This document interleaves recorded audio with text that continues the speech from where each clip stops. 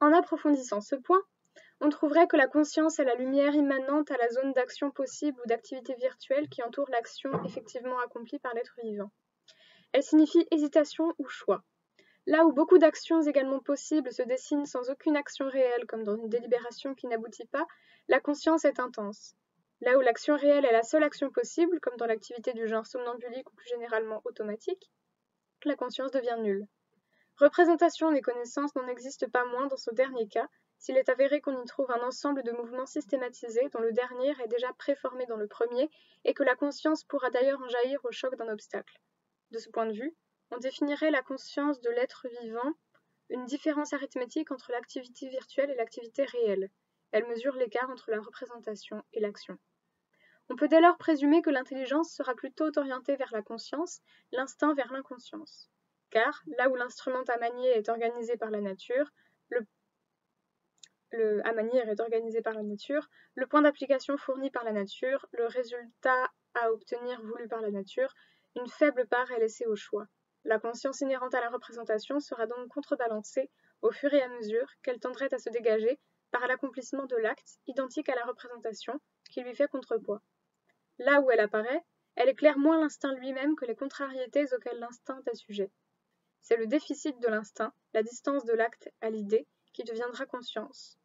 Et la conscience ne sera alors qu'un accident. Elle ne souligne essentiellement que la démarche initiale de l'instinct, celle qui déclenche toute la série des mouvements automatiques. Au contraire, le déficit est l'état normal de l'intelligence. Subir des contrariétés est son essence même. Ayant pour fonction primitive de fabriquer des instruments inorganisée, elle doit, à travers 1000 difficultés, choisir pour ce travail le lieu et le moment, la forme et la matière. Et elle ne peut se satisfaire entièrement, parce que toute satisfaction nouvelle crée de nouveaux besoins. Bref, si l'instinct et l'intelligence enveloppent l'un et l'autre des connaissances, la connaissance est plutôt jouée et inconsciente dans le cas de l'instinct, plutôt pensée et consciente dans le cas de l'intelligence. Mais c'est là une différence de degré plutôt que de nature. Tant qu'on ne s'attache qu'à la conscience, on ferme les yeux sur ce qui est, au point de vue psychologique, la différence capitale entre l'intelligence et l'instinct.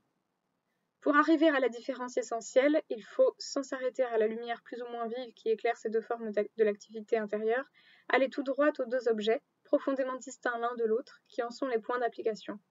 Quand l'estre du cheval dépose ses œufs sur les jambes ou sur les épaules de l'animal, il agit comme s'il savait que sa larve doit se développer dans l'estomac du cheval et que le cheval, en se léchant, transportera la larve naissante dans son tube digestif. Quand un hyménoptère paralyseur va frapper sa victime au point précis où se trouvent des centres nerveux, de manière à l'immobiliser sans la tuer, il procède comme ferait un savant entomologiste, doublé d'un chirurgien habile. Mais que ne devrait pas savoir le petit scarabée dont on a si souvent raconté l'histoire, le Cytaris? Ce coléoptère dépose ses œufs à l'entrée des galeries souterraines qui creusent une espèce d'abeille, l'anthophore. La larve du Cytaris, après une longue attente, guette l'anthophore mâle au sortir de la galerie, se cramponne à elle, y reste attachée jusqu'au vol nuptial. Là, elle saisit l'occasion de passer du mâle à la femelle et attend tranquillement que celle-ci ponde ses œufs. Elle saute alors sur l'œuf, qui va lui servir de support dans le miel, dévore l'œuf en quelques jours et, installée sur la coquille, subit sa première métamorphose. Organisée maintenant pour flotter sur le miel, elle consomme cette provision de nourriture et devient nymphe, puis insecte parfait.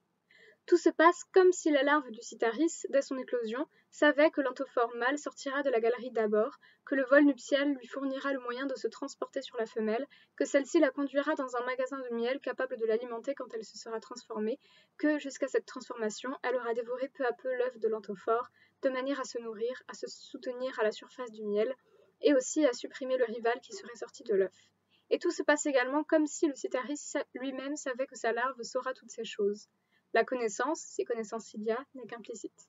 Elle s'extériorise en démarches précises au lieu de s'intérioriser en conscience. Il n'en est pas moins vrai que la conduite de l'insecte dessine la représentation de choses déterminées, existantes ou se produisant en des points précis de l'espace et du temps, que l'insecte connaît sans les avoir apprises. Maintenant, si nous envisageons du même point de vue l'intelligence, nous trouvons qu'elle aussi connaît certaines choses sans les avoir apprises. Mais ce sont des connaissances d'un ordre bien différent. Nous ne voudrions pas ranimer ici la vieille querelle des philosophes au sujet de l'innéité. Bornons-nous donc à enregistrer le point sur lequel tout le monde est d'accord, à savoir que le petit enfant comprend immédiatement des choses que l'animal ne comprendra jamais, et qu'en ce sens l'intelligence, comme l'instinct, est une fonction héréditaire, partant innée. Mais cette intelligence innée, quoiqu'elle soit une faculté de connaître, ne connaît aucun objet en particulier. Quand le nouveau-né cherche pour la première fois le sein de sa nourrice, témoignant ainsi qu'il a la connaissance, inconsciente sans doute, d'une chose qu'il n'a jamais vue, on dira précisément parce que la connaissance innée est ici celle d'un objet déterminé, que c'est de l'instinct et non pas de l'intelligence. L'intelligence n'apporte donc la connaissance innée d'aucun objet. Et pourtant, si elle ne connaissait rien naturellement, elle n'aurait rien d'inné. Que peut-elle donc connaître, elle qui ignore toute chose? À côté des choses, il y a les rapports. L'enfant qui vient de naître ne connaît ni des objets déterminés ni une propriété déterminée d'aucun objet. Mais le jour où l'on appliquera devant lui une propriété à un objet, une épithète à un substantif, il comprendra tout de suite ce que cela veut dire. La relation de l'attribut au sujet est donc saisie par lui naturellement. Et l'on en dirait autant de la relation générale que le verbe exprime, relation si immédiatement conçue par l'esprit que le langage peut la sous-entendre, comme il arrive dans les langues rudimentaires qui n'ont pas de verbe. L'intelligence fait donc naturellement usage des rapports d'équivalent à équivalent, de contenu à contenant, de cause à effet, etc., qu'implique toute phrase où il y a un sujet, un attribut, un verbe, exprimé ou sous-entendu. Peut-on dire quelle est la connaissance innée de chacun de ces rapports en particulier? Cette affaire au logicien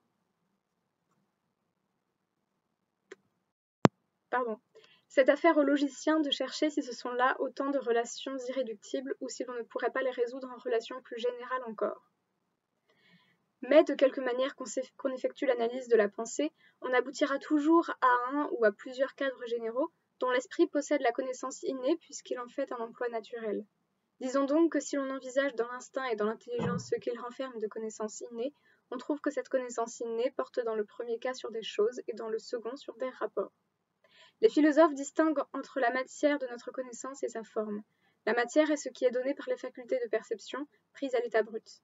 La forme est l'ensemble des rapports qui s'établissent entre ces matériaux pour constituer une connaissance systématique.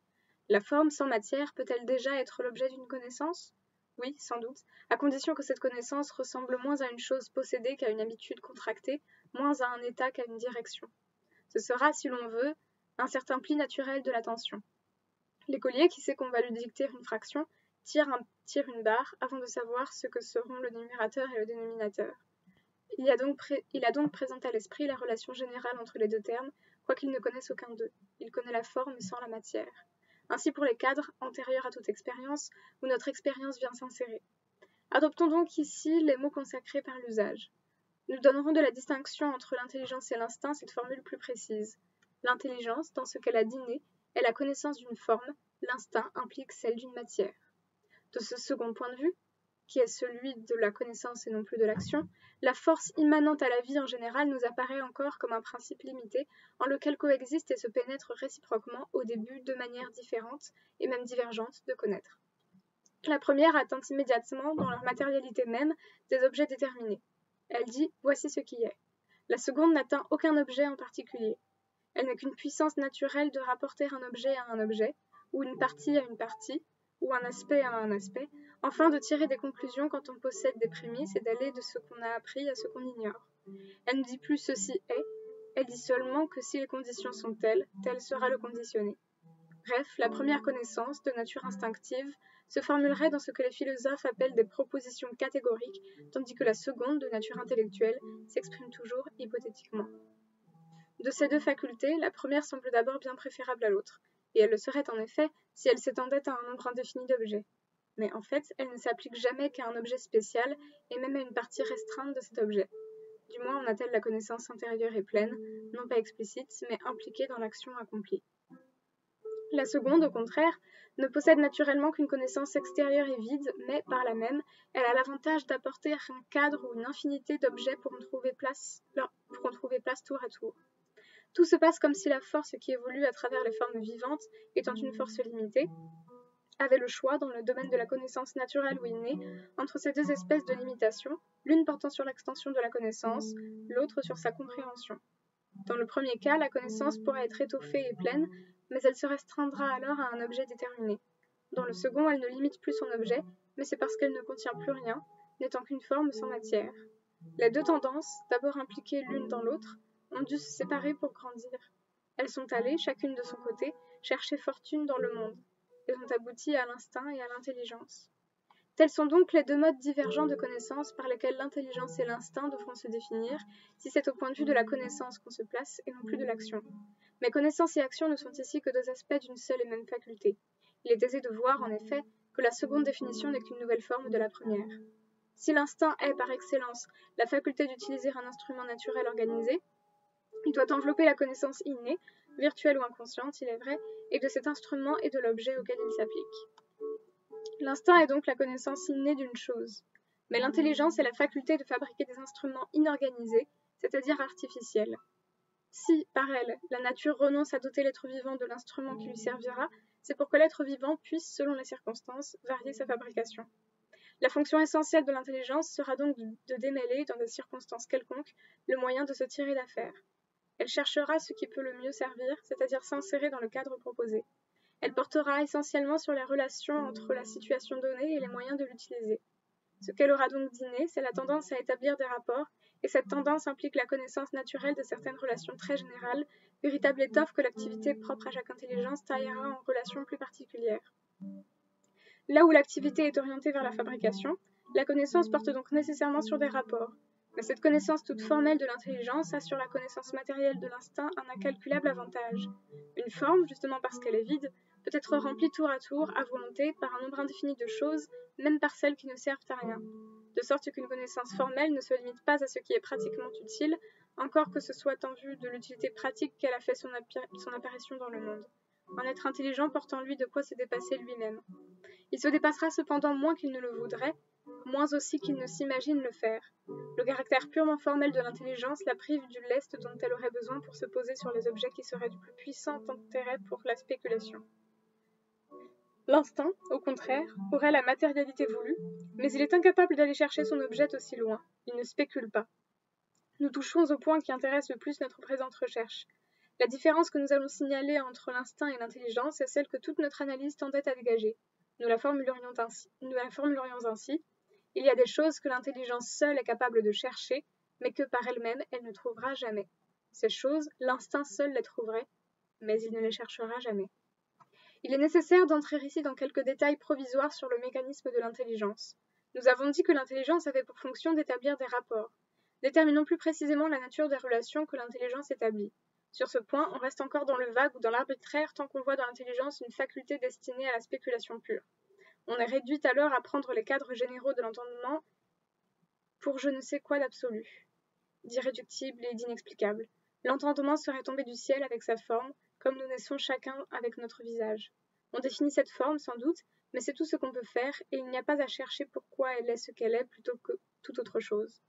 Ainsi, l'on enseignera que l'intelligence est essentiellement unification, que toutes ces opérations ont pour objet commun d'introduire une certaine unité dans la diversité des phénomènes, etc. Mais d'abord, unification est un terme vague, moins clair que celui de relation ou même que celui de pensée, et qui n'en dit pas davantage. De plus, on pourrait se demander si l'intelligence n'aurait pas pour fonction de diviser, plus encore que d'unir. Enfin, si l'intelligence procède comme elle fait parce qu'elle veut unir, et si elle cherche l'unification simplement parce qu'elle en a besoin, notre connaissance devient relative à certaines exigences de l'esprit qui auraient pu, sans doute, être tout autres qu'elles ne sont. Pour une intelligence autrement conformée, autre eût été la connaissance.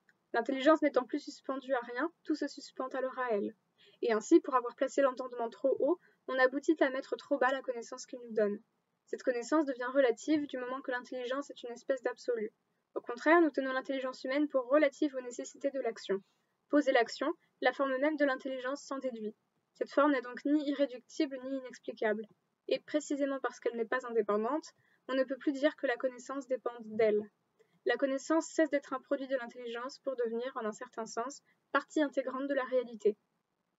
Les philosophes répondront que l'action s'accomplit dans un monde ordonné, que cet ordre est déjà de la pensée, et que nous commettons une pétition de principe en expliquant l'intelligence par l'action qui la présuppose. En quoi ils auraient raison si le point de vue où nous nous plaçons dans le présent chapitre devait être notre point de vue définitif. Nous serions alors dupes d'une illusion comme celle de Spencer, qui a cru que l'intelligence était suffisamment expliquée quand on la ramenait à l'empreinte laissée en nous par les caractères généraux de la matière. comme si l'ordre inhérent à la matière n'était pas l'intelligence même. Mais nous réservons pour le prochain chapitre la question de savoir jusqu'à quel point, et avec quelle méthode, la philosophie pourrait tenter une genèse véritable de l'intelligence en même temps que de la matière. Pour le moment, le problème qui nous préoccupe est d'ordre psychologique. Nous nous demandons quelle est la portion du monde matériel à laquelle notre intelligence est spécialement adaptée. Or, pour répondre à cette question, point n'est besoin d'opter pour un système de philosophie.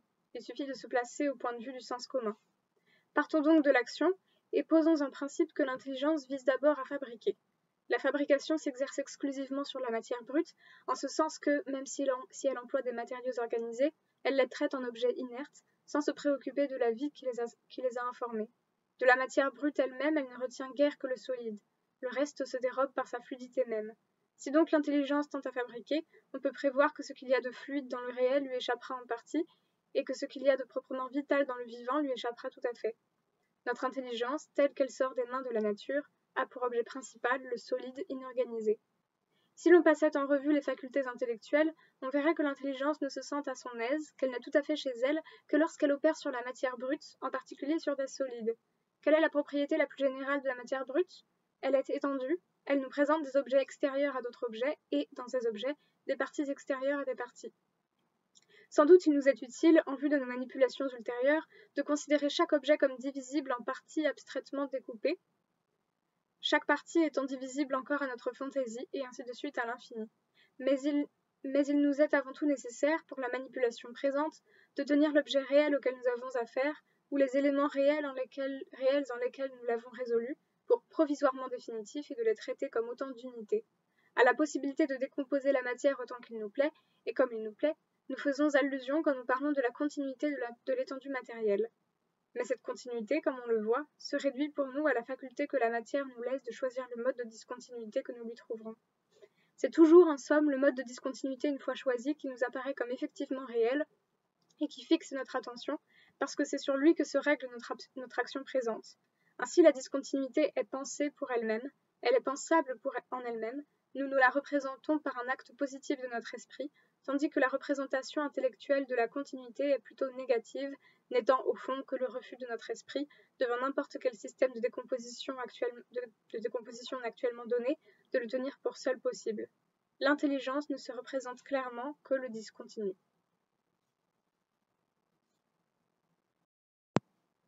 D'autre part, les objets sur lesquels notre action s'exerce sont sans aucun doute des objets mobiles. Mais ce qui nous importe, c'est de savoir où le mobile va, où il est à un moment quelconque de son trajet. En d'autres termes, nous nous attachons avant tout à ses positions actuelles ou futures, et non pas au progrès par lequel il passe d'une position à une autre, progrès qui est le mouvement même. Dans les actions que nous accomplissons, et qui sont des mouvements systématisés, c'est sur le but ou la signification du mouvement, sur son dessin d'ensemble, en un mot sur le plan d'exécution immobile que nous fixons notre esprit. Ce qu'il y a de mouvant dans l'action ne nous intéresse que dans la mesure où le tout en pourrait être avancé, retardé ou empêché par tel ou tel incident survenu en route. De la mobilité même, notre intelligence se détourne parce qu'elle n'a aucun intérêt à s'en occuper. Si elle était destinée à la théorie pure, c'est dans le mouvement qu'elle s'installerait, car le mouvement est sans doute la réalité même, et l'immobilité n'est jamais qu'apparente ou relative. Mais l'intelligence est destinée à toute autre chose. À moins de se faire violence à elle-même, elle suit la marche inverse. C'est de l'immobilité qu'elle part toujours, comme si c'était la réalité ultime ou l'élément. Quand elle veut se représenter le mouvement, elle le reconstruit avec des immobilités qu'elle juxtapose. Cette opération, dont nous montrerons l'illégitimité et le danger dans l'ordre spéculatif, elle conduit à des impasses et crée artificiellement des problèmes philosophiques insolubles, se justifie sans peine quand on se reporte à sa destination. L'intelligence, à l'état naturel, vise un but pratiquement utile.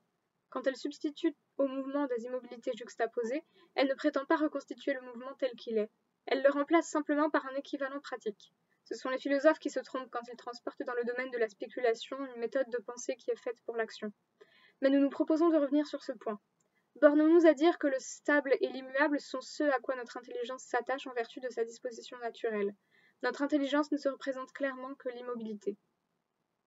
Maintenant, fabriquer consiste à tailler dans une matière la forme d'un objet. Ce qui importe avant tout, c'est la forme à obtenir. Quant à la matière, on choisit celle qui convient le mieux.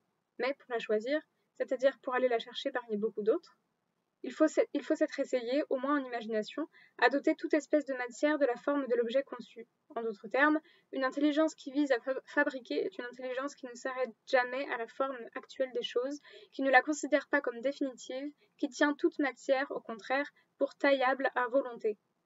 Platon compare le bon dialecticien au cuisinier habile qui découpe la bête sans lui briser les os, en suivant les articulations dessinées par la nature. Une intelligence qui procéderait toujours ainsi serait bien, en effet, une intelligence tournée vers la spéculation. Mais l'action, et en particulier la fabrication, exige la tendance d'esprit inverse.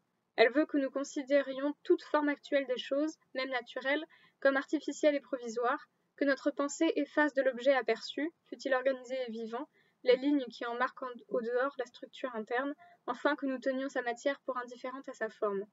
L'ensemble de la matière devra donc apparaître à notre pensée comme une immense étoffe où nous pouvons tailler ce que nous voudrons, pour le recoudre comme il nous plaira.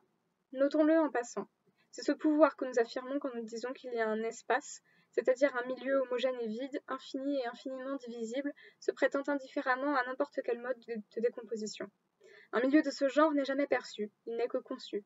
Ce qui est perçu, c'est l'étendue colorée, résistante, divisée selon les lignes que dessinent les contours des corps réels ou de leurs parties réelles élémentaires. Mais quand nous nous représentons notre pouvoir sur cette matière, c'est-à-dire notre faculté de la décomposer et de la recomposer comme il nous plaira, nous projetons en bloc toutes ces décompositions et recompositions possibles derrière l'étendue réelle, sous forme d'un espace homogène, vide et indifférent, qui la sous-tendrait. Cet espace est donc avant tout le schéma de notre action possible sur les choses, encore que les choses aient une tendance naturelle, comme nous l'expliquerons plus loin, à entrer dans un schéma de ce genre. C'est une vue de l'esprit. L'animal n'en a probablement aucune idée, même quand il perçoit comme nous les choses étendues. C'est une représentation qui symbolise la tendance fabricatrice de l'intelligence humaine. Mais ce point ne nous arrêtera pas pour le moment.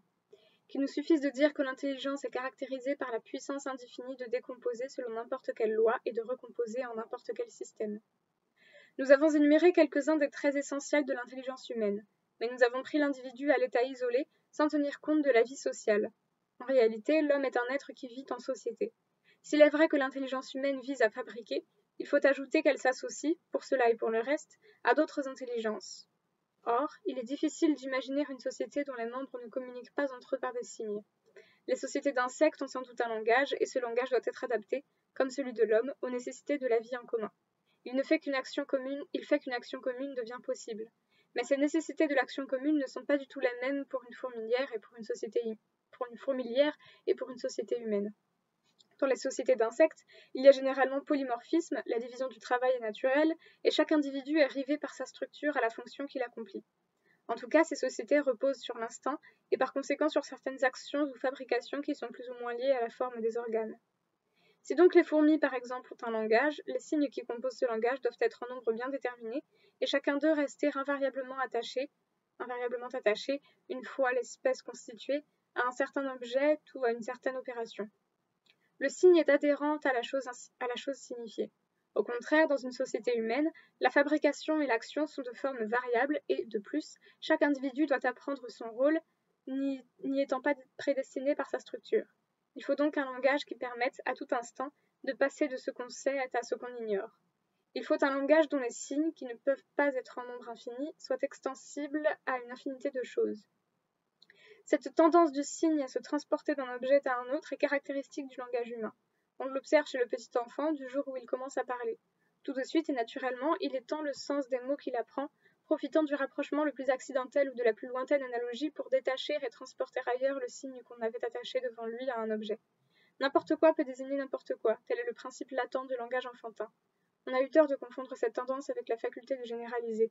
Les animaux eux-mêmes généralisent, et d'ailleurs un signe, fût-il instinctif, représente toujours plus ou moins un genre. Ce qui caractérise les signes du langage humain, ce n'est pas tant leur généralité que leur mobilité.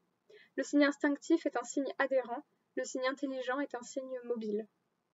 Or, cette mobilité des mots, faite pour qu'ils aillent d'une chose à une autre, leur a permis de s'étendre des choses aux idées. Certes, le langage n'eût pas donné la faculté de réfléchir à une intelligence tout à fait extériorisée, incapable de se replier sur elle-même.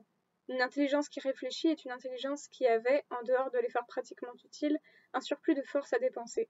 C'est une conscience qui s'est déjà, virtuellement, reconquise sur elle-même. Mais encore faut-il que la virtualité passe à l'acte. Il est présumable que, sans le langage, l'intelligence aurait été rivée aux objets matériels qu'elle avait intérêt à considérer. Elle eût vécu dans un état de somnambulisme, extérieurement à elle-même, hypnotisée sur son travail. Le langage a beaucoup contribué à la libérer. Le mot, fait pour aller d'une chose à une autre, est, en effet, essentiellement déplaçable et libre. Il pourra donc s'étendre non seulement d'une chose perçue à une autre chose perçue, mais encore de la chose perçue au souvenir de cette chose, du souvenir précis à une image plus fuyante, d'une image fuyante, mais pourtant représentée encore, à la représentation de l'acte par lequel on se la représente, c'est-à-dire l'idée. Ainsi va s'ouvrir aux yeux de l'intelligence, qui regardait dehors, tout un monde intérieur, le spectacle de ses propres opérations. Elle n'attendait d'ailleurs que cette occasion. Elle profite de ce que le mot est lui-même une chose pour pénétrer, porté par lui, à l'intérieur de son propre travail. Son premier métier avait beau être de fabriquer des instruments, cette fabrication n'est possible que par l'emploi de certains moyens qui ne sont pas taillés à la mesure exacte de leur objet, qui le dépassent, et qui permettent ainsi à l'intelligence un travail supplémentaire, c'est-à-dire désintéressé. Du jour où l'intelligence, réfléchissant sur ces démarches, s'aperçoit elle-même comme créatrice d'idées, comme faculté de représentation en général, il n'y a pas d'objet dont elle ne veuille avoir l'idée, fût-il sans rapport direct avec l'action pratique. Voilà pourquoi nous disions qu'il y a des choses que l'intelligence seule peut chercher. Seule, en effet, elle s'inquiète de théorie. Et sa théorie voudrait tout embrasser, non seulement la matière brute, sur laquelle elle a naturellement prise, mais encore la vie et la pensée. Avec quels moyens, quels instruments, quelle méthode enfin elle abordera ces problèmes, nous pouvons le deviner. Originellement, elle est adaptée à la forme de la matière brute. Le langage même, qui lui a permis d'étendre son champ d'opération, est fait pour désigner des choses et rien que des choses. C'est seulement parce que le mot est mobile, parce qu'il chemine d'une chose à une autre, que l'intelligence devait tôt ou tard le prendre en chemin, alors qu'il n'était posé sur rien, pour l'appliquer à un objet qui n'est pas une chose et qui, dissimulé jusque-là, attendait le secours du mot pour passer de l'ombre à la lumière. Mais le mot, en couvrant cet objet, le convertit encore en chose. Ainsi l'intelligence, même quand elle n'opère plus sur la matière brute, suit les habitudes qu'elle a contractées dans cette opération. Elle applique des formes qui sont celles mêmes de la matière inorganisée. Elle est faite pour ce genre de travail. Seul ce genre de travail la satisfait pleinement. Et c'est ce qu'elle exprime en disant qu'ainsi seulement elle arrive à la distinction et à la clarté. Elle devra donc, pour se penser clairement et distinctement elle-même, s'apercevoir sous forme de discontinuité. Les concepts sont en effet extérieurs les uns aux autres, ainsi que des objets dans l'espace. Et ils ont la même stabilité que les objets, sur le modèle desquels ils ont été créés. Ils constituent, réunis, un monde intelligible qui ressemble par ses caractères essentiels au monde des solides, mais dont les éléments sont plus légers, plus diaphanes, plus faciles à manier pour l'intelligence que l'image pure et simple des choses concrètes. Ils ne sont plus, en effet, la perception même des choses, mais la représentation de l'acte par lequel l'intelligence se fixe sur elle. Ce ne sont donc plus des images, mais des symboles. Notre logique est l'ensemble des règles qu'il faut suivre dans la manipulation des symboles. Comme ces symboles dérivent de la considération des solides, comme les règles de la composition de ces symboles entre eux ne font guère que traduire les rapports les plus généraux entre solides, notre logique triomphe dans la science qui prend la solidité des corps pour objet, c'est-à-dire dans la géométrie. Logique et géométrie s'engendrent réciproquement l'une l'autre, comme nous le verrons un peu plus loin. C'est de l'extension d'une certaine géométrie naturelle, suggérée par les propriétés générales et immédiatement aperçues des solides, que la logique naturelle est sortie. C'est de cette logique naturelle, à son tour, qu'est sortie la géométrie scientifique, qui étend indéfiniment la connaissance des propriétés extérieures des solides. Géométrie et logique sont rigoureusement applicables à la matière. Elles sont là chez elles peuvent marcher là toutes seules. Mais, en dehors de ce domaine, le raisonnement pur a besoin d'être surveillé par le bon sens, qui est tout autre chose. Ainsi, toutes les forces élémentaires de l'intelligence tendent à transformer la matière en instrument d'action, c'est-à-dire, au sens étymologique du mot, en organe. La vie, non contente de produire des organismes, voudrait leur donner comme appendice la matière inorganique elle-même, convertie en un immense organe par l'industrie de l'être vivant. Telle est la tâche qu'elle assigne d'abord à l'intelligence. C'est pourquoi l'intelligence se comporte invariablement encore comme si elle était fascinée par la contemplation de la matière inerte. Elle est la vie regardant au dehors, s'extériorisant par rapport à elle-même, adoptant en principe, pour la diriger en fait, les démarches de la nature inorganisée. De là son étonnement quand elle se tourne vers le vivant et se trouve en face de l'organisation. Quoi qu'elle fasse alors, elle résout l'organisé en inorganisé, car elle ne saurait, sans renverser sa direction naturelle et sans se tordre sur elle-même, penser la continuité vraie, la mobilité réelle, la compénétration réciproque et, pour tout dire, cette évolution créatrice qui est la vie. S'agit-il de la continuité ? L'aspect de la vie qui est accessible à notre intelligence, comme d'ailleurs au sens que notre intelligence prolonge, est celui qui donne prise à notre action. Il faut, pour que nous puissions modifier un objet, que nous l'apercevions divisible et discontinu. Du point de vue de la science positive, un progrès incomparable fut réalisé le jour où l'on résolut en cellules les tissus organisés. L'étude de la cellule, à son tour, a révélé en elle un organisme dont la complexité paraît augmenter à mesure qu'on l'approfondit davantage. Plus la science avance, plus elle voit croître le nombre des éléments hétérogènes qui se juxtaposent, extérieurs les uns des autres, pour faire un être vivant. Sert-elle ainsi de plus près la vie ? Ou au contraire, ce qu'il y a de proprement vital dans le vivant ne semble-t-il pas reculer au fur et à mesure qu'on pousse plus loin le détail des parties juxtaposées ?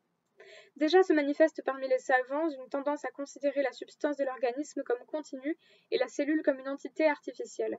Mais à supposer que cette vue finisse par prévaloir, elle ne pourra aboutir, en s'approfondissant elle-même, qu'à un autre mode d'analyse de l'être vivant, et par conséquent à une discontinuité nouvelle, bien que moins éloignée, peut-être, de la continuité réelle de la vie. La vérité est que cette continuité ne saurait être pensée par une intelligence qui s'abandonne à son mouvement naturel. Elle implique à la fois la multiplicité des éléments et la pénétration réciproque de tous par tous, deux propriétés qui ne se peuvent guère réconcilier sur le terrain où s'exerce notre industrie, et par conséquent aussi notre intelligence.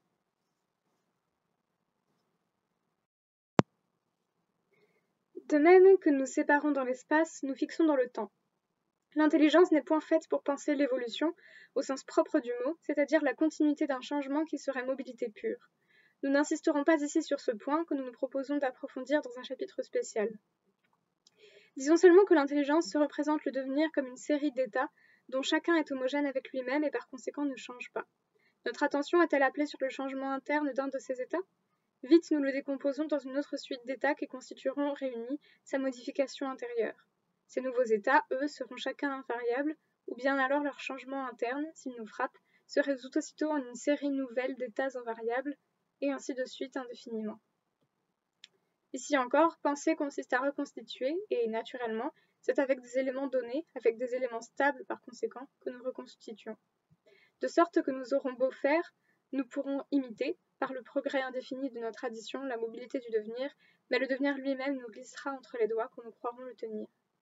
Justement parce qu'elle cherche toujours à reconstituer, et à reconstituer avec du donné, l'intelligence laisse échapper ce qu'il y a de nouveau à chaque moment d'une histoire.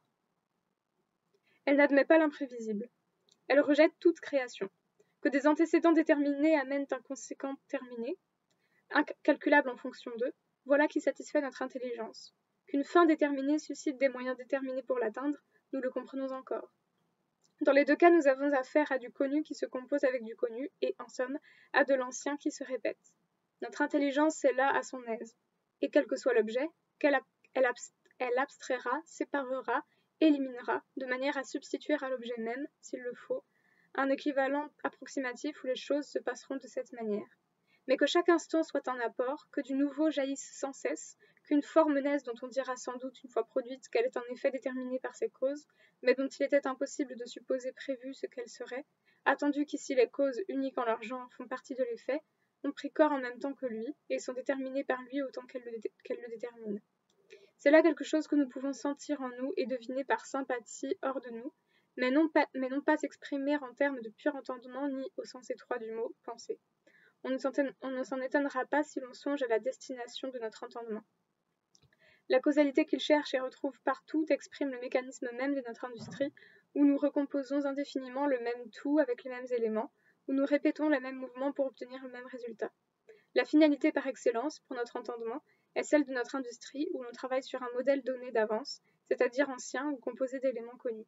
Quant à l'invention proprement dite, qui est pourtant le point de départ de l'industrie elle-même, notre intelligence n'arrive pas à la saisir dans son jaillissement, c'est-à-dire dans ce qu'elle a d'indivisible, ni dans sa génialité, c'est-à-dire dans ce qu'elle a de créateur. L'expliquer consiste toujours à résoudre, elle imprévisible et neuve, en éléments connus ou anciens, arrangés dans un ordre différent. L'intelligence n'admet pas plus la nouveauté complète que le devenir radical, c'est dire qu'ici encore elle laisse échapper un aspect essentiel de la vie, comme si elle n'était point faite pour penser un tel objet. Toutes nos analyses nous ramènent à cette conclusion, mais point n'était besoin d'entrer dans d'aussi longs détails sur le mécanisme du travail intellectuel. Il suffirait d'en considérer les résultats. On verrait que l'intelligence, si habile à manipuler l'inerte, étale sa maladresse dès qu'elle touche au vivant. Qu'il s'agisse de traiter la vie du corps ou celle de l'esprit, elle procède avec la rigueur, la raideur et la brutalité d'un instrument qui n'était pas destiné à un pareil usage. L'histoire de l'hygiène et de la pédagogie en dirait long à cet égard. Quand on songe à l'intérêt capital, pressant et constant que nous avons à conserver nos corps et à élever nos âmes, aux facilités spéciales qui sont données ici à chacun pour expérimenter sans cesse sur lui-même et sur autrui, aux dommages palpables par lesquels se manifeste et se paie la défectuosité d'une pratique médicale ou pédagogique, on demeure confondu de la grossièreté et surtout de la persistance des erreurs. Aisément, on en découvrirait l'origine dans notre obstination à traiter le vivant comme l'inerte et à penser toute réalité, si fluide soit-elle, sous forme de solide définitivement arrêté.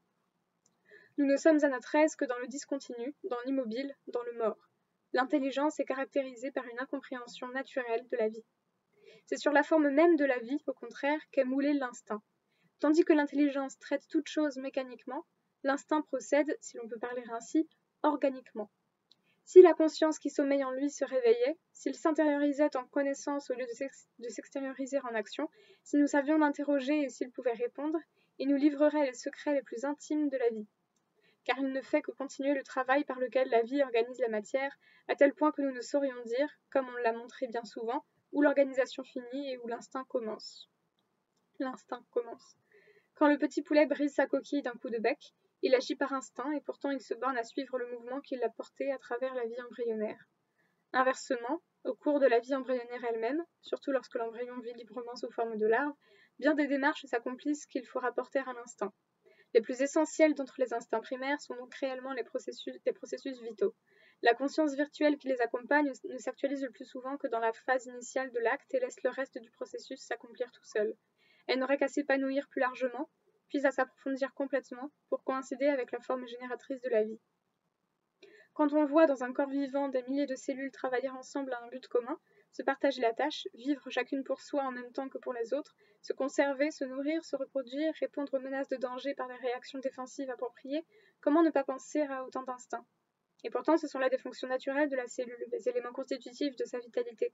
Réciproquement, quand on voit les abeilles d'une ruche former un système si étroitement organisé qu'aucun des individus ne peut vivre isolé au-delà d'un certain temps, même si on lui fournit le logement et la nourriture, comment ne pas reconnaître que la ruche est réellement, et non pas métaphoriquement, un organisme unique, dont chaque abeille est une cellule unie aux autres par d'invisibles liens? L'instinct qui anime l'abeille se confond donc avec la force dont la cellule est animée, ou ne fait que la prolonger. Dans des cas extrêmes comme celui-ci, il coïncide avec le travail d'organisation. Certes, il y a bien des degrés de perfection dans le même instinct. Entre le bourdon et l'abeille, par exemple, la distance est grande, et l'on passerait de l'un à l'autre par une foule d'intermédiaires qui correspondent à autant de complications de la vie sociale. Mais la même diversité se retrouverait dans le fonctionnement d'éléments histologiques appartenant à des tissus différents, plus ou moins apparentés les uns aux autres. Dans les deux cas, il y a des variations multiples exécutées sur un même thème. La constance du thème n'en est pas moins manifeste, et les variations ne font que l'adapter à la diversité des circonstances. Or, dans un cas comme dans l'autre, qu'il s'agisse des instincts de l'animal ou des propriétés vitales de la cellule, la même science et la même ignorance se manifestent. Les choses se passent comme si la cellule connaissait des autres cellules ce qui l'intéresse, l'animal des autres animaux ce qu'il pourra utiliser, tout le reste demeurant dans l'ombre. Il semble que la vie, dès qu'elle s'est contractée en une espèce déterminée, perd contact avec le reste d'elle-même, sauf cependant sur un ou deux points qui intéressent l'espèce qui vient de naître. Comment ne pas voir que la vie procède ici comme la conscience en général, comme la mémoire? Nous traînons derrière nous, sans nous en apercevoir, la totalité de notre passé. Mais notre mémoire ne verse dans le présent que les 2 ou 3 souvenirs qui compléteront par quelque côté notre situation actuelle. La connaissance instinctive qu'une espèce possède d'une autre espèce sur un certain point particulier a donc sa racine dans l'unité même de la vie, qui est, pour employer l'expression d'un philosophe ancien, un tout sympathique à lui-même. Il est impossible de considérer certains instincts spéciaux de l'animal et de la plante, évidemment nés dans des circonstances extraordinaires, sans les rapprocher de ces souvenirs, en apparence oubliés, qui jaillissent tout à coup sous la pression d'un besoin urgent. Sans doute une foule d'instincts secondaires et bien des modalités de l'instinct primaire comportent une explication scientifique. Pourtant, il est douteux que la science, avec ses procédés d'application actuels, arrive jamais à analyser l'instinct complètement. La raison en est qu'instinct et intelligence sont 2 développements divergents d'un même principe qui, dans un cas, reste intérieur à lui-même, dans l'autre cas s'extériorise et s'absorbe dans l'utilisation de la matière brute. Cette divergence continue témoigne d'une incompatibilité radicale et de l'impossibilité pour l'intelligence de résorber l'instinct. Ce qu'il y a d'essentiel dans l'instinct ne saurait s'exprimer en termes intellectuels, ni par conséquent s'analyser. Un aveugle-né qui aurait vécu parmi des aveugles-nés n'admettrait pas qu'il fût possible de percevoir un objet distant sans avoir passé par la perception de tous les objets intermédiaires. Pourtant, la vision fait ce miracle. On pourra, il est vrai, donner raison à l'aveugle-né et dire que la vision, ayant son origine dans l'ébranlement de la rétine par les vibrations de la lumière, n'est point autre chose en somme qu'un toucher rétinien. C'est là, je le veux bien, l'explication scientifique, car le rôle de la science est précisément de traduire toute perception en termes de toucher. Mais nous avons montré ailleurs que l'explication philosophique de la perception devait être d'une autre nature, à supposer qu'on puisse encore parler ici d'explication. Or, l'instinct, lui aussi, est une connaissance à distance. Il est à l'intelligence ce que la vision est au toucher. La science ne pourra faire autrement que de le traduire en termes d'intelligence, mais elle construira ainsi une imitation de l'instinct plutôt qu'elle ne pénétrera dans l'instinct même. On s'en convaincra en étudiant ici les ingénieuses théories de la biologie évolutionniste. Elles se ramènent à deux types, qui interfèrent d'ailleurs souvent l'un avec l'autre. Tantôt, selon les principes du néo-darwinisme, on voit dans l'instinct une somme de différences accidentelles conservées par la sélection. Telle ou telle démarche utile, naturellement accomplie par l'individu en vertu d'une prédisposition accidentelle du germe, se serait transmise de germe à germe en attendant que le hasard vînt y ajouter, par le même procédé, de nouveaux perfectionnements. Tantôt en fait de l'instinct une intelligence dégradée. L'action jugée utile par l'espèce ou par quelques-uns de ses représentants aurait engendré une habitude, et l'habitude, héréditairement transmise, serait devenue instinct. De ces deux systèmes, le premier a l'avantage de pouvoir, sans soulever d'objection grave, parler de transmission héréditaire, car la modification accidentelle qu'il met à l'origine de l'instinct ne serait pas acquise par l'individu, mais inhérente au germe. En revanche, il est tout à fait incapable d'expliquer des instincts aussi savants que ceux de la plupart des insectes. Sans doute ces instincts n'ont pas dû atteindre tout d'un coup le degré de complexité qu'ils ont aujourd'hui. Ils ont évolué, probablement. Mais dans une hypothèse comme celle des néo-darwiniens, l'évolution de l'instinct ne pourrait se faire que par l'addition progressive de pièces nouvelles, en quelque sorte, que des accidents heureux viendraient engrener dans les anciennes. Or, il est évident que, dans la plupart des cas, ce n'est pas par voie de simple accroissement que l'instinct a pu se perfectionner. Chaque pièce nouvelle exigeait, en effet, sous peine de tout gâter, un remaniement complet de l'ensemble. Comment attendre du hasard un pareil remaniement ? J'accorde qu'une modification accidentelle du germe se transmettra héréditairement et pourra attendre, en quelque sorte, que de nouvelles modifications accidentelles viennent la compliquer. J'accorde aussi que la sélection naturelle éliminera toutes celles des formes plus compliquées qui ne seront pas viables. Encore faudra-t-il, pour que la vie de l'instinct évolue, que des complications viables se produisent. Or, elles ne se produiront que si, dans certains cas, l'addition d'un élément nouveau amène le changement corrélatif de tous les éléments anciens. Personne ne soutiendra que le hasard puisse accomplir un pareil miracle. Sous une forme ou sous une autre, on fera appel à l'intelligence. On supposera que c'est par un effort plus ou moins conscient que l'être vivant développe en lui un instinct supérieur. Mais il faudra admettre alors qu'une habitude contractée peut devenir héréditaire et qu'elle le devient de façon assez régulière pour assurer une évolution. La chose est douteuse, pour ne pas dire davantage. Même si l'on pouvait rapporter à une habitude héréditairement transmise et intelligemment acquise les instincts des animaux, on ne voit pas comment ce mode d'explication s'étendrait au monde végétal, où l'effort n'est jamais intelligent, à supposer qu'il soit quelquefois conscient. Et pourtant, à voir avec quelle sûreté et quelle précision les plantes grimpantes utilisent leurs vrilles, quelles manœuvres merveilleusement combinées les orchidées exécutent pour se faire féconder par les insectes, comment ne pas penser à autant d'instincts ? Cela ne veut pas dire qu'il faille renoncer tout à fait à la thèse des néo-darwinistes, non plus qu'à celle des néo-lamarckiens. Les premiers ont sans doute raison quand ils veulent que l'évolution se fasse de germe à germe plutôt que d'individu à individu, les seconds quand il leur arrive de dire qu'à l'origine de l'instinct il y a un effort, encore que ce soit tout autre chose, croyons-nous, qu'un effort intelligent. Mais ceux-là ont probablement tort quand ils font de l'évolution de l'instinct une évolution accidentelle, et ceci quand ils voient dans l'effort d'où l'instinct procède un effort individuel. L'effort par lequel une espèce modifie ses instincts et se modifie aussi elle-même doit être chose bien plus profonde et qui ne dépend pas uniquement des circonstances ni des individus. Il ne dépend pas uniquement de l'initiative des individus, quoique les individus y collaborent, et il n'est pas purement accidentel, quoique l'accident y tienne une large place. Comparons entre elles, en effet, les diverses formes du même instinct dans diverses espèces d'hyménoptères.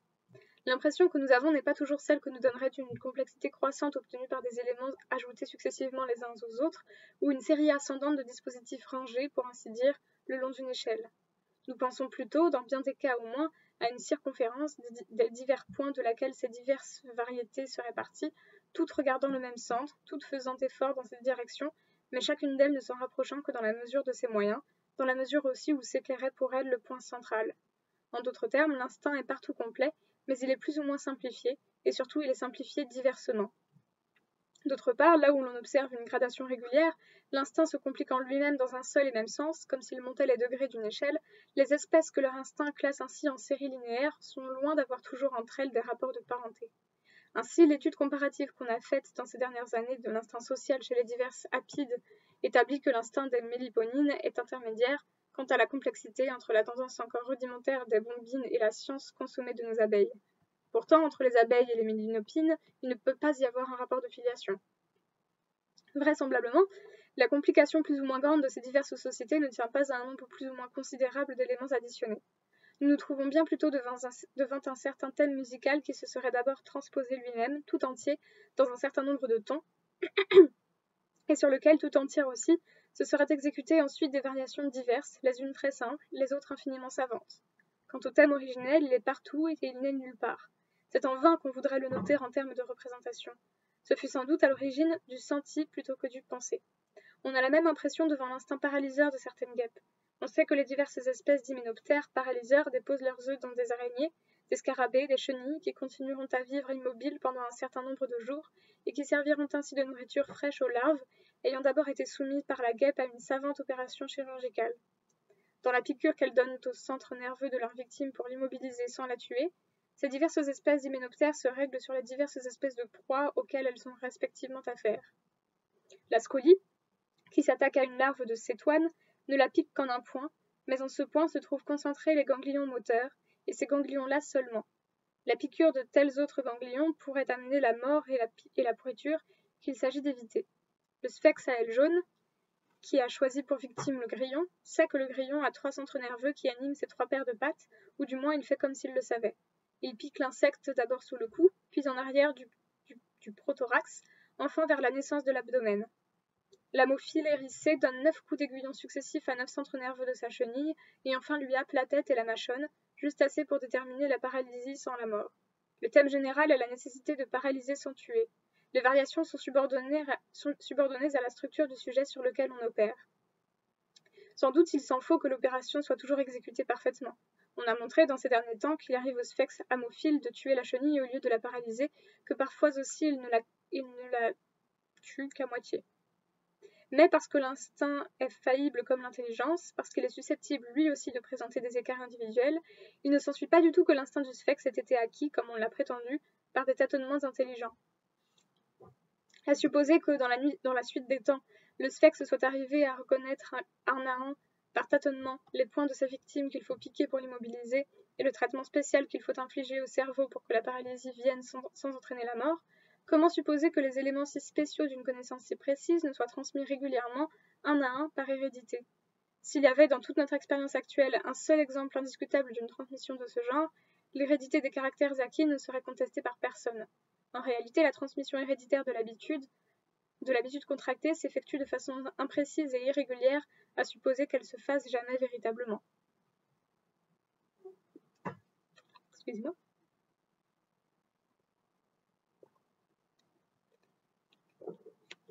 Mais toute la difficulté vient de ce que nous voulons traduire la science de l'hyménoptère en termes d'intelligence. Force nous est alors d'assimiler le sphex à l'entomologiste, qui connaît la chenille comme il connaît tout le reste des choses, c'est-à-dire du dehors, sans avoir de ce côté un intérêt spécial et vital. Le sphex aurait donc à apprendre une à une, comme l'entomologiste, les positions des centres nerveux de la chenille, à acquérir au moins la connaissance pratique de ces positions en expérimentant les effets de sa piqûre. Mais il n'en serait plus de même si l'on supposait entre le sphex et sa victime une sympathie, au sens étymologique du mot, qui leur enseignât du dedans, pour ainsi dire, sur la vulnérabilité de la chenille. Ce sentiment de vulnérabilité pourrait ne rien devoir à la perception extérieure et résulter de la seule mise en présence du sphex et de la chenille, considérés non plus comme 2 organismes, mais comme 2 activités. Il exprimerait sous une forme concrète le rapport de l'un à l'autre. Certes, une théorie scientifique ne peut faire appel à des considérations de ce genre. Elle ne doit pas mettre l'action avant l'organisation, la sympathie avant la perception et la connaissance. Mais encore une fois, ou la philosophie n'a rien à voir ici, ou son rôle commence là où celui de la science finit. Qu'elle fasse de l'instinct un réflexe composé ou une habitude intelligemment contractée et devenue automatisme, ou une somme de petits avantages accidentels accumulés et fixés par la sélection, dans tous les cas, la science prétend résoudre complètement l'instinct soit en démarches intelligentes, soit en mécanismes construits pièce à pièce, comme ceux que combine notre intelligence. Je veux bien que la science soit ici dans son rôle. Elle nous donnera, à défaut d'une analyse réelle de l'objet, une traduction de cet objet en termes d'intelligence. Mais comment ne pas remarquer que la science elle-même invite la philosophie à prendre les choses d'un autre biais? Si notre biologie en était encore à Aristote, si elle tenait la série des êtres vivants pour unilinéaire, si elle nous montrait la vie tout entière évoluant vers l'intelligence et passant pour cela par la sensibilité et l'instinct,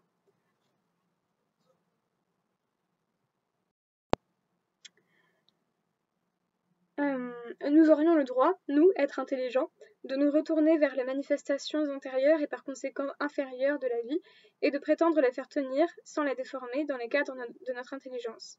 Mais un des résultats les plus clairs de la biologie a été de montrer que l'évolution s'est faite selon des lignes divergentes. C'est à l'extrémité de deux de ces lignes, les deux principales, que nous trouvons l'intelligence et l'instinct sous leur forme à peu près pure. Pourquoi l'instinct se résoudrait-il alors en élément intelligent? Pourquoi même en termes tout à fait intelligibles? Ne voit-on pas que penser ici à de l'intelligent ou à de l'absolument intelligible est revenir à la théorie aristotélicienne de la nature? Sans doute il vaudrait encore mieux y revenir que de s'arrêter net devant l'instinct, comme devant un insondable mystère. Mais pour n'être pas du domaine de l'intelligence, l'instinct n'est pas situé hors des limites de l'esprit. Dans des phénomènes de sentiments, dans des sympathies et des antipathies irréfléchies, nous expérimentons en nous-mêmes, sous une forme bien plus vague et trop pénétrée aussi d'intelligence, quelque chose de ce qui doit se passer dans la conscience d'un insecte agissant par instinct. L'évolution n'a fait qu'écarter l'un de l'autre pour les développer jusqu'au bout, des éléments qui se compénétraient à l'origine. Plus précisément, l'intelligence est avant tout la faculté de rapporter un point de l'espace à un autre point de l'espace, un objet matériel à un objet matériel. Elle s'applique à toute chose, mais en restant en dehors d'elle, et elle n'aperçoit jamais d'une cause profonde que sa diffusion en effet juxtaposée. Quelle que soit la force qui se traduit dans la jeunesse du système nerveux de la chenille, nous ne l'atteignons, avec nos yeux et notre intelligence, que comme une juxtaposition de nerfs et de centres nerveux. Il est vrai que nous en atteignons ainsi tous les faits extérieurs. Le sphinx, lui, n'en saisit sans doute que peu de choses, juste ce qui l'intéresse. Du moins le saisit-il du dedans, tout autrement que par un processus de connaissance, par une intuition, vécue plutôt que représentée, qui ressemble sans doute à ce qui s'appelle chez nous sympathie divinatrice. C'est un fait remarquable que le va-et-vient des théories scientifiques de l'instinct entre l'intelligent et le simplement intelligible, je veux dire entre l'assimilation de l'instinct à une intelligence tombée et la réduction de l'instinct à un pur mécanisme. Chacun de ces deux systèmes d'explication triomphe dans la critique qu'il fait de l'autre, le premier quand il nous montre que l'instinct ne peut pas être un pur réflexe, le second quand il dit que c'est autre chose que de l'intelligence, même tombée dans la conscience. Qu'est-ce à dire sinon que ce sont là deux symbolismes également acceptables par certains côtés et par d'autres également inadéquats à leur objet. L'explication concrète, non plus scientifique, mais métaphysique, doit être cherchée dans une toute autre voie, non plus dans la direction de l'intelligence, mais dans celle de la sympathie. L'instinct est sympathie. Si cette sympathie pouvait étendre son objet et aussi réfléchir sur elle-même, elle nous donnerait la clé des opérations vitales, de même que l'intelligence, développée et redressée, nous introduit dans la matière. Car, nous ne saurions trop le répéter, l'intelligence et l'instinct sont tournés dans deux sens opposés, celle-là vers la matière inerte, celui-ci vers la vie. L'intelligence, par l'intermédiaire de la science qui est son œuvre, nous livrera de plus en plus complètement le secret des opérations physiques. De la vie, elle ne nous apporte, et ne prétend d'ailleurs nous apporter, qu'une traduction en termes d'inertie. Elle tourne tout autour, prenant du dehors le plus grand nombre possible de vues sur cet objet qu'elle attire chez elle, au lieu d'entrer chez lui. Mais c'est à l'intérieur même de la vie que nous conduirait l'intuition, je veux dire l'instinct devenu désintéressé, conscient de lui-même, capable de réfléchir sur son objet et de l'élargir indéfiniment. Qu'un effort de ce genre n'est pas impossible, c'est ce que démontre déjà l'existence, chez l'homme, d'une faculté esthétique à côté de la perception normale. Notre œil aperçoit les traits de l'être vivant, mais juxtaposés les uns aux autres et non pas organisés entre eux. L'intention de la vie, le mouvement simple qui court à travers les lignes, qui les lie les unes aux autres et leur donne une signification, lui échappe. C'est cette intention que l'artiste vise à ressaisir en se replaçant à l'intérieur de l'objet par une espèce de sympathie, en abaissant, par un effort d'intuition, la barrière que l'espace interpose entre lui et le modèle. Il est vrai que cette intuition esthétique, comme d'ailleurs la perception extérieure, n'atteint que l'individuel. Mais on peut concevoir une recherche orientée dans le même sens que l'art et qui prendrait pour objet la vie en général, de même que la science physique, en suivant jusqu'au bout la direction marquée par la perception extérieure, prolonge en loi générale les faits individuels. Sans doute, cette philosophie n'obtiendra jamais de son objet une connaissance comparable à celle que la science a du sien. L'intelligence reste le noyau lumineux autour duquel l'instinct, même élargi et épuré en intuition, ne forme qu'une nébulosité vague. Mais, à défaut de la connaissance proprement dite, réservée à la pure intelligence, l'intuition pourra nous faire saisir ce que les données de l'intelligence ont ici d'insuffisant et nous laisser entrevoir le moyen de les compléter. D'un côté, en effet, elle utilisera le mécanisme même de l'intelligence à montrer comment les cadres intellectuels ne trouvent plus ici leur exacte application, et d'autre part, par son travail propre, elle nous suggérera tout au moins le sentiment vague de ce qu'il faut mettre à la place des cadres intellectuels. Ainsi, elle pourra amener l'intelligence à reconnaître que la vie n'entre tout à fait ni dans la catégorie du multiple ni dans celle de l'un, que ni la causalité mécanique ni la finalité ne donnent du processus vital une traduction suffisante. Puis, par la communication sympathique qu'elle établira entre nous et le reste des vivants, par la dilatation qu'elle obtiendra de notre conscience, elle nous introduira dans le domaine propre de la vie, qui est compénétration réciproque, création indéfiniment continuée. Mais si par là elle dépasse l'intelligence, c'est de l'intelligence que sera venue la secousse qui l'aura fait monter au point où elle est. Sans l'intelligence, elle serait restée, sous forme d'instinct, rivée à l'objet spécial qui l'intéresse pratiquement et extériorisée par lui en mouvement de locomotion. Comment la théorie de la connaissance doit tenir compte de ces deux facultés, intelligence et intuition, et comment aussi, faute d'établir entre l'intuition et l'intelligence une distinction assez nette, elle s'engage dans d'inextricables difficultés, créant des fantômes d'idées auxquels s'accrocheront des fantômes de problèmes, c'est ce que nous essaierons de montrer un peu plus loin. On verra que le problème de la connaissance, pris de ce biais, ne fait qu'un avec le problème métaphysique, et que l'un et l'autre relèvent alors de l'expérience. D'une part, en effet, si l'intelligence est accordée sur la matière et l'intuition sur la vie, il faudra les presser l'une et l'autre pour extraire d'elles la quintessence de leur objet. La métaphysique sera donc suspendue à la théorie de la connaissance.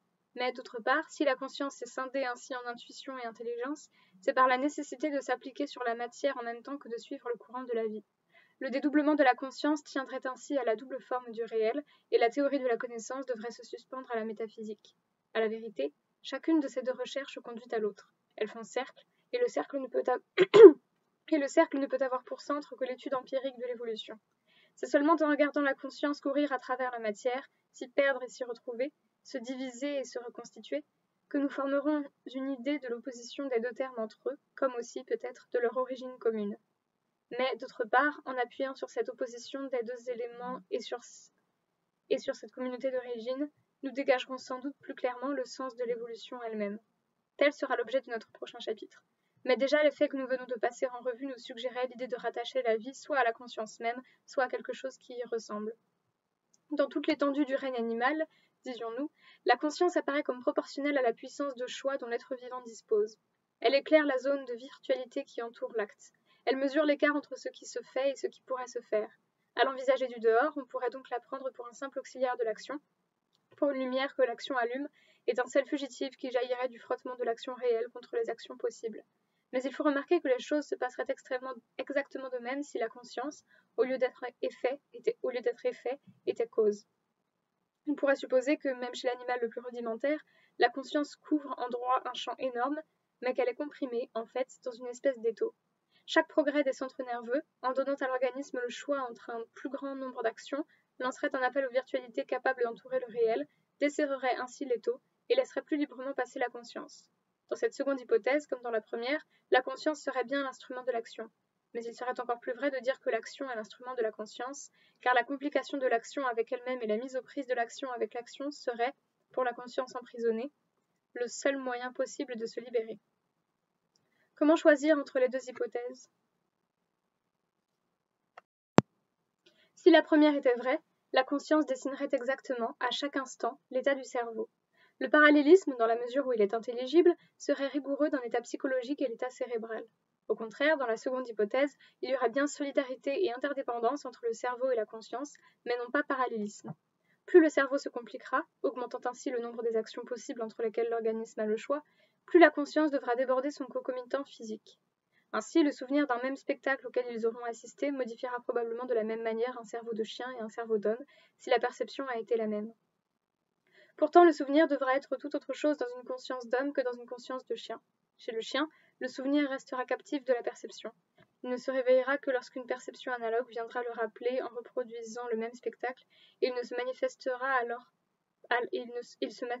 alors par la reconnaissance, plutôt jouée que pensée, de la perception actuelle bien plus que par une renaissance véritable du souvenir lui-même. L'homme, au contraire, est capable d'évoquer le souvenir à son gré à n'importe quel moment, indépendamment de la perception actuelle. Il ne se borne pas à jouer sa vie passée, il se la représente et il la rêve. La modification locale du cerveau à laquelle le souvenir est attaché étant la même de part et d'autre, la différence psychologique entre les deux souvenirs ne pourra pas avoir sa raison dans telle ou telle différence de détail entre les deux mécanismes cérébraux, mais dans la différence entre les deux cerveaux pris globalement. Le plus complexe des deux, en mettant un plus grand nombre de mécanismes aux prises entre eux, aura permis à la conscience de se dégager de l'étreinte des uns et des autres et d'arriver à l'indépendance. Que les choses se passent bien ainsi, que la seconde des deux hypothèses soit celle pour laquelle il faut opter, c'est ce que nous avons essayé de prouver, dans un travail antérieur, par l'étude des faits qui mettent le mieux en relief le rapport de l'état conscient à l'état cérébral, les faits de reconnaissance normale et pathologique, en particulier les aphasies. Mais c'est ce que le raisonnement aurait aussi bien fait prévoir. Nous avons montré sur quel postulat contradictoire avec lui-même, sur quelle confusion de deux symbolismes incompatibles entre eux, repose l'hypothèse d'une équivalence entre l'état cérébral et l'état psychologique. L'évolution de la vie, envisagée de ce côté, prend un sens plus net, encore qu'on ne puisse pas la subsumer à une véritable idée. Tout se passe comme si un large courant de conscience avait pénétré dans la matière, chargé comme à toute conscience d'une multiplicité énorme de virtualités qui s'entrepénétraient. Il a entraîné la matière à l'organisation, mais son mouvement en a été à la fois infiniment ralenti et infiniment divisé. D'une part, en effet, la conscience a dû s'assoupir, comme la chrysalide dans l'enveloppe où elle prépare des ailes, et d'autre part, les tendances multiples qu'elle renfermait se sont réparties entre des séries divergentes d'organismes, qui d'ailleurs extériorisaient ces tendances au mouvement plutôt qu'ils ne les intériorisaient en représentation. Au cours de cette évolution, tandis que les uns s'endormaient de plus en plus profondément, les autres se réveillaient de plus en plus complètement, et la torpeur des uns servait l'activité des autres. Mais le réveil pouvait se faire de deux manières différentes. La vie, c'est-à-dire la conscience lancée à travers la matière, fixait son attention ou sur son propre mouvement, ou sur la matière qu'elle traversait. Elle s'orientait ainsi soit dans le sens de l'intuition, soit dans celui de l'intelligence. L'intuition, au premier abord, semble bien préférable à l'intelligence, puisque la vie et la conscience y restent intérieures à elles-mêmes. Mais le spectacle de l'évolution des êtres vivants nous montre qu'elles ne pouvaient aller bien loin. Du côté de l'intuition, la conscience s'est trouvée à tel point comprimée par son enveloppe qu'elle a dû rétrécir l'intuition en instinct, c'est-à-dire n'embrasser que la très petite portion de vie qui l'intéressait. Encore l'embrasse-t-elle dans l'ombre, en la touchant sans presque la voir. De ce côté, l'horizon s'est tout de suite fermé. Au contraire, la conscience se déterminant en intelligence, c'est-à-dire se concentrant d'abord sur la matière, semble ainsi s'extérioriser par rapport à elle-même. Mais justement, parce qu'elle s'adapte aux objets du dehors, elle arrive à circuler au milieu d'eux, à tourner les barrières qui lui opposent, à élargir indéfiniment son domaine. Une fois libérée, elle peut d'ailleurs se replier à l'intérieur et réveiller les virtualités d'intuition qui sommeillent encore en elle. De ce point de vue, non seulement la conscience apparaît comme le principe moteur de l'évolution, mais encore, parmi les êtres conscients eux-mêmes, l'homme vient occuper une place privilégiée. Entre les animaux et lui, il n'y a plus une différence de degré, mais de nature. En attendant que cette conclusion se dégage de notre prochain chapitre, montrons comment nos précédentes analyses la suggèrent. C'est un fait digne de remarque que l'extraordinaire disproportion des conséquences d'une invention à l'invention elle-même. Nous disions que l'intelligence est modelée sur la matière et qu'elle vise d'abord à la fabrication. Mais fabrique-t-elle pour fabriquer ou ne poursuivrait-elle pas, involontairement et même inconsciemment, toute autre chose? Fabriquer consiste à informer la matière, à l'assouplir et à la plier, à la convertir en instrument afin de s'en rendre maître. C'est cette maîtrise qui profite à l'humanité, bien plus encore que le résultat matériel de l'invention même.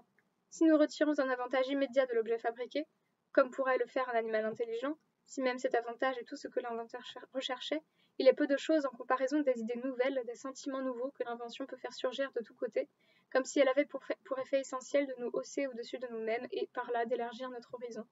Entre les faits et la cause, la disproportion, ici, est si grande qu'il est difficile de tenir la cause pour productrice de son effet. Elle le déclenche en lui assignant, il est vrai, sa direction. Tout se passe enfin comme si la mainmise de l'intelligence sur la matière avait pour principal objet de laisser passer quelque chose que la matière arrête. La même impression se dégage d'une comparaison entre le cerveau de l'homme et celui des animaux. La différence paraît d'abord n'être qu'une différence de volume et de complexité, mais il doit y avoir bien autre chose encore à en juger par le fonctionnement. Chez l'animal, les mécanismes moteurs que le cerveau arrive à monter, ou, en d'autres termes, les habitudes que sa volonté contracte, n'ont d'autre objet et d'autre effet que d'accomplir les mouvements dessinés dans ces habitudes, emmagasinés dans ces mécanismes. Mais chez l'homme, l'habitude motrice peut avoir un second résultat, incommensurable avec le premier. Elle peut tenir en échec d'autres habitudes motrices et par là, en domptant l'automatisme, mettre en liberté la conscience. On sait quel vaste territoire le langage occupe dans le cerveau humain. Les mécanismes cérébraux qui correspondent aux mots ont ceci de particulier qu'ils peuvent être mis aux prises avec d'autres mécanismes, ceux par exemple qui correspondent aux choses mêmes, ou encore être mis aux prises les uns avec les autres. Pendant ce temps, la conscience, qui eût été entraînée et noyée dans l'accomplissement de l'acte, se ressaisit et se libère. La différence doit donc être plus radicale que ne le ferait croire un examen superficiel. C'est celle qu'on trouverait entre un mécanisme qui absorbe l'attention et un mécanisme dont on peut se distraire. La machine à vapeur primitive, telle que Newcomen l'avait conçue, exigeait la présence d'une personne exclusivement chargée de manœuvrer les robinets, soit pour introduire la vapeur dans le cylindre, soit pour y jeter la pluie froide destinée à la condensation. On raconte qu'un enfant employé à ce travail, et fort ennuyé d'avoir à le faire, eut l'idée de relier les manivelles des robinets par des cordons au balancier de la machine. Dès lors, la machine ouvrait et fermait ses robinets elle-même. Elle fonctionnait toute seule. Maintenant, un observateur qui eût comparé la structure de cette seconde machine à celle de la première, sans s'occuper des deux enfants chargés de la surveillance, n'eût trouvé entre elles qu'une légère différence de complication. C'est tout ce qu'on peut apercevoir, en effet, quand on ne regarde que les machines. Mais si l'on jette un coup d'œil sur les enfants, on voit que l'un est absorbé par sa surveillance, que l'autre est libre de s'amuser à sa guise et que, par ce côté, la différence entre les deux machines est radicale, la première retenait l'attention captive, la seconde lui donnant congé. C'est une différence du même genre, croyons-nous, qu'on trouverait entre le cerveau de l'animal et le cerveau humain. En résumé, si l'on voulait s'exprimer en termes de finalité, il faudrait dire que la conscience, après avoir été obligée, pour se libérer elle-même, de scinder l'organisation en deux parties complémentaires, végétaux d'une part et animaux de l'autre, a cherché une issue dans la double direction de l'instinct et de l'intelligence. Elle ne l'a pas trouvée avec l'instinct, et elle ne l'a obtenue du côté de l'intelligence que par un saut brusque de l'animal à l'homme. De sorte qu'en dernière analyse, l'homme serait la raison d'être de l'organisation entière de la vie sur notre planète. Mais ce ne serait là qu'une manière de parler. Il n'y a en réalité qu'un certain courant d'existence et le courant antagoniste. De là toute l'évolution de la vie. Il faut maintenant que nous cernions de plus près l'opposition de ces deux courants. Peut-être leur découvrirons-nous ainsi une source commune. Par là, nous pénétrerons sans doute aussi dans les plus obscures régions de la métaphysique. Mais comme les deux directions que nous avons à suivre se trouvent marquées dans l'intelligence d'une part, dans l'instinct et l'intuition de l'autre, nous ne craignons pas de nous égarer. Le spectacle de l'évolution de la vie nous suggère une certaine conception de la connaissance et aussi une certaine métaphysique qui s'impliquent réciproquement. Une fois dégagées, cette métaphysique et cette critique pourront jeter quelques lumières, à leur tour, sur l'ensemble de l'évolution.